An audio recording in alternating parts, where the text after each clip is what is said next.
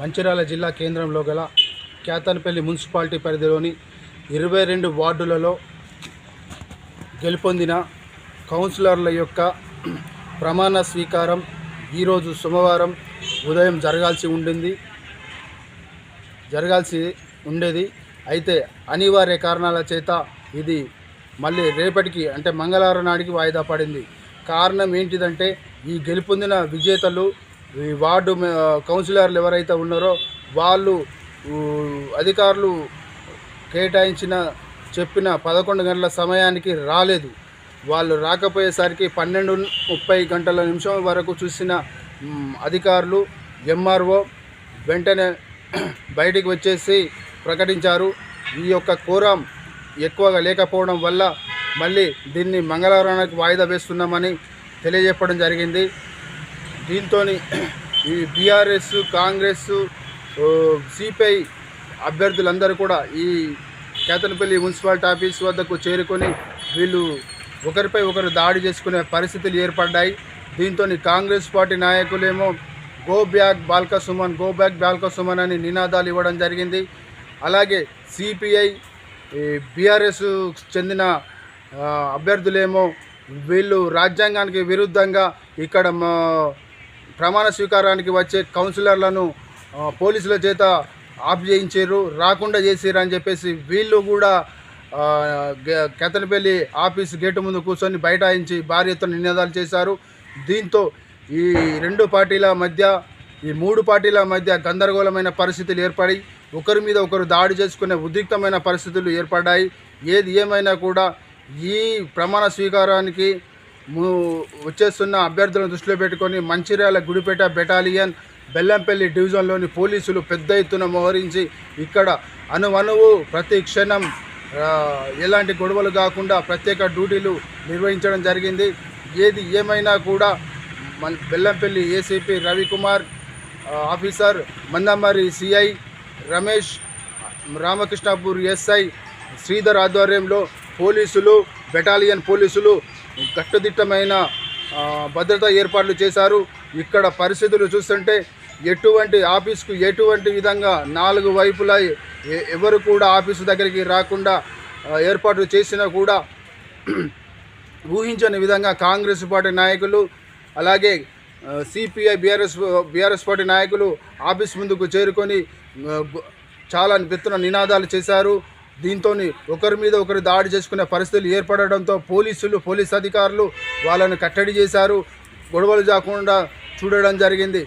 ఏది ఏమైనా కూడా కోరం కమిటీ లేకపోవడం వల్ల దీనిని రేపటికి వాయిదా వేస్తున్నట్లు ఎంఆర్ఓ సతీష్ కుమార్ తెలిపారు.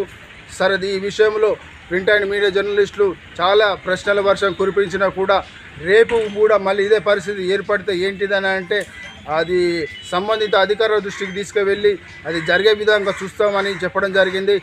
ఏది ఏమైనా ఇటు డిసిసి అధ్యక్షుడు రఘునాథ్ రెడ్డి మాట్లాడుతూ తను ఆఫీసులోకి వెళ్తే అధికారులు బయటకు పంపించారని ఆయన కోపోద్రేకులయ్యారు.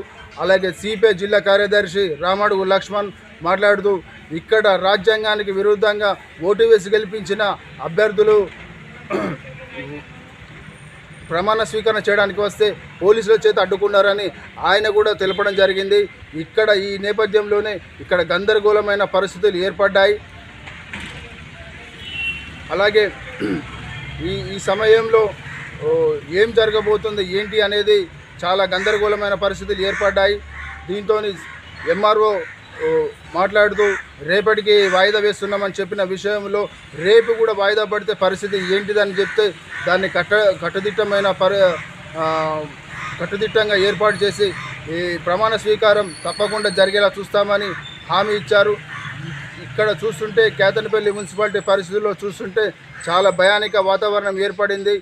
ఏది ఏమైనా కూడా ఇంకా చూస్తే ఈ కాంగ్రెస్ పార్టీలో బీఆర్ఎస్ చెందిన 3 కౌన్సిలర్లు కూడా కాంగ్రెస్ పార్టీలో చేరబోతున్నారు అనేది ఒక ప్రచారం కూడా జరుగుతుంది. దీంతో అసలు ఇక్కడ ఏమి జరుగుతుంది, భవిష్యత్తు పరిస్థితి ఏంటిది అనేది అయోమయంగా ఉంది.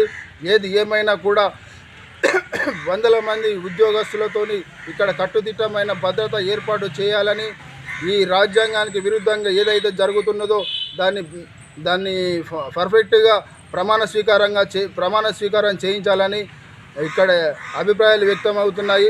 మరిన్ని వివరాలతో మళ్ళీ రేపు కలుద్దాం. అసలు ఎలాంటి గొడవలు లేకుండా ఈ ప్రభుత్వ ఉద్యోగులు కట్టుదిట్టమైన ఏర్పాట్లు చేసి ప్రమాణ స్వీకారం జరిగేలా చూడాలని అందరూ కోరుతున్నారు. మళ్ళీ చూడండి journalist TV channel, journalist news paper, journalist web league. Thank you. శాంతియుతంగా చైర్మన్, వైస్ చైర్మన్ ఎన్నిక ప్రక్రియ కొనసాగే సమయం లోపల మా పార్టీ నుండి మా అభ్యర్థులు విప్పు జారీ చేయడానికి ఇక్కడికి ఇచ్చేస్తే అధికారులు కొంతమంది ఆఫీసర్స్ అడ్డుకోవడం జరిగింది. ఈ అడ్డుకోవడానికి కారణం ఏంటంటే ప్రశాంతంగా ఉన్నటువంటి కేంద్రపల్లి మున్సిపాలిటీలో ఒక అలజడి సృష్టించాలి, ఒక దౌర్జన్యం చేయాలి, భయప్రాంతాలకు గురి చేయాలనే ఆలోచనతో బాల్క సుమన్ తన గూండాలు హైదరాబాద్ గూండాలను తీసుకొచ్చేసి ఈ చుట్టుపక్కల ప్రాంతంలో సుమారుగా వందలాదిగా తరలించి ఇక్కడ కాంగ్రెస్ కార్యకర్తల మీద అటాక్ చేయాలని ఒక ఆలోచనతో ఒక దురుద్దేశంతో ఉన్నారు.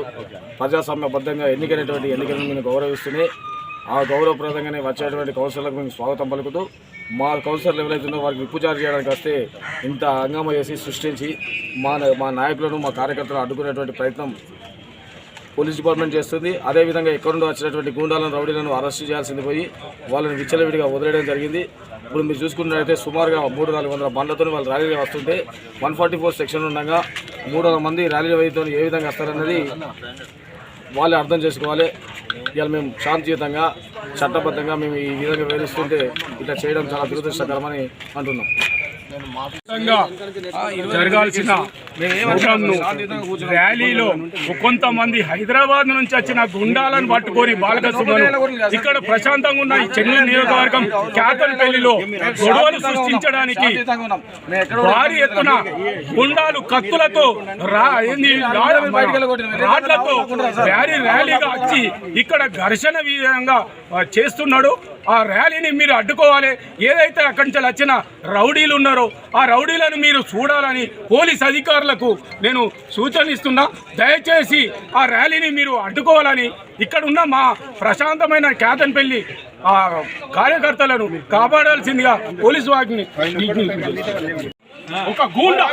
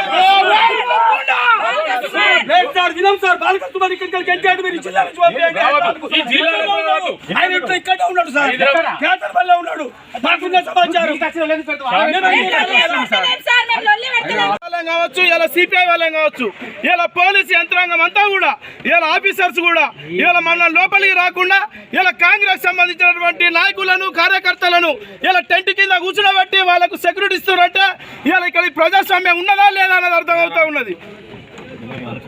ఇలా వీళ్ళు ఇక్కడ కూర్చుండి ఈ మున్సిపల్ ఆఫీస్ ముందు పార్టీ పేరుతో ఇలా నిరాధిస్తుంటే కూడా ఇలా ఒక మాట అనేటువంటి పరిస్థితి మనకు అర్థమవుతా ఉంది. ఇలా ప్రజలు గమనిస్తూ ఉన్నారు.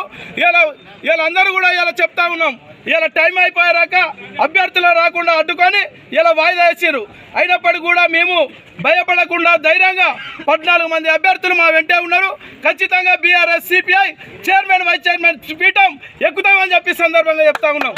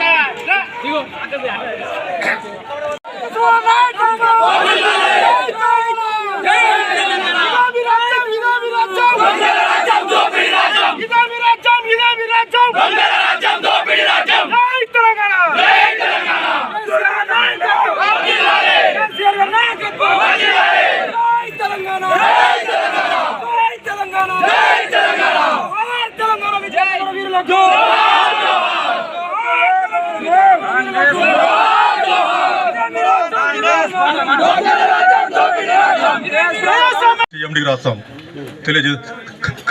తెలియజేపరుస్తాం.